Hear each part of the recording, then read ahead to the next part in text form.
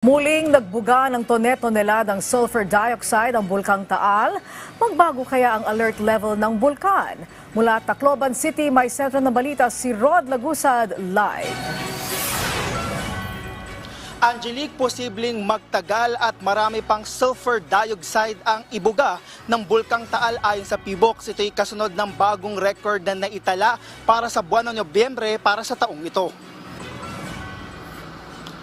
Naitala kahapon ng PHIVOLCS ang nasa higit 11,000 tons per day ng sulfur dioxide na inubuga o binuga ng Bulkang Taal.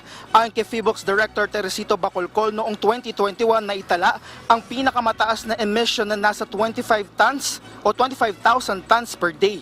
Paliwanag niya, bago ang naging pagputok ng bulkan ay halos walang emission ito, pero matapos ito ay tuloy-tuloy na ang paglalabas ng bulkan ng sulfur dioxide. Ngayon, ang tanong, hanggang kailan magkakaroon ng sulfur dioxide? Kasi prior to 2020, halos wala eh.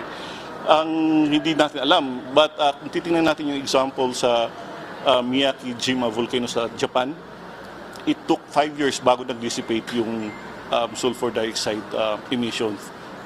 May days na umabot ng 200 tons per day sila, 20,000 tons per day.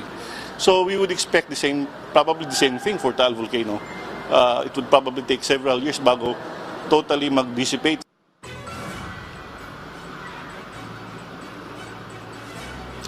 Kahit naman tuloy-tuloy ito, ayon kay Dr. Bacolcol, hindi ito indikasyon na kakailanganing itaas ang kasalukuyang alert level 1 na status ng bulkan.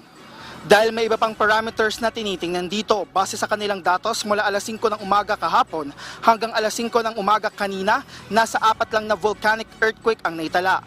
Pagdating naman sa posibleng VUG dahil dito, ayon sa PHIVOLCS, madali namang ma-dissipate o mawala ito sa malakas na hangin o kapag umulan.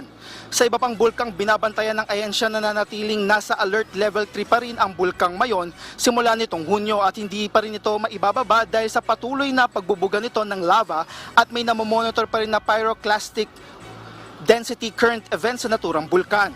Samantala, kasama ang PHIVOLCS sa isinasagawang forum sa Leyte Normal University dito sa Tacloban City para mas mailapit pa sa publiko ang mga babala o impormasyon na makakatulong para makapagsalba ng buhay.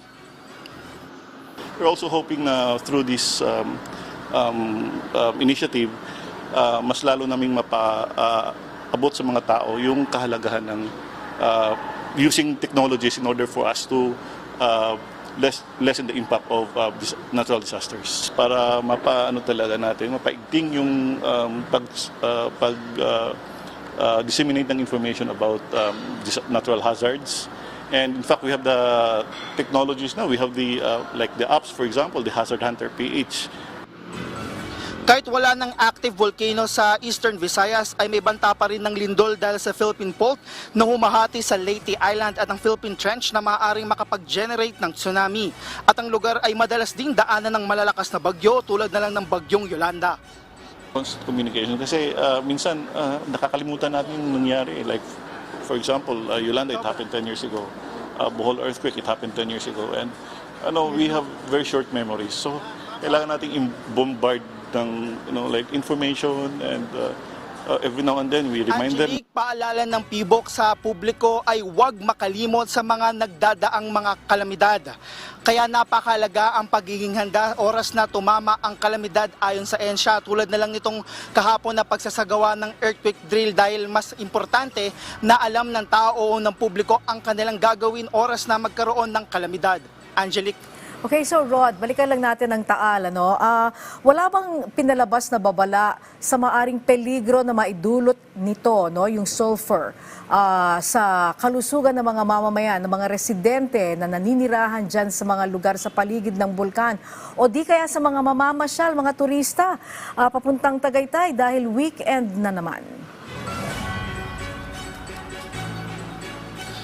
Angelique, nang matanong natin ang PHIVOLCS kung ano ang pwedeng gawin ng mga tao dyan sa maaring may presensya ng sulfur dioxide, ayon sa PHIVOLCS ay dahil ito ay nangyayari na sa nakaraang 3 taon, ay alam na ng local government ang kanilang gagawin. Pero pagdating naman sa mga residenteng makakalanghap o magkakaroon ng presensya nga nitong sulfur dioxide, ay importante na uminom ng tubig at kapag nalagyan ng mukha ng sulfur dioxide, kailangan lang maghilamos dahil sa pamamagitan ng tubig ay maaaring mawala ng sulfur dioxide.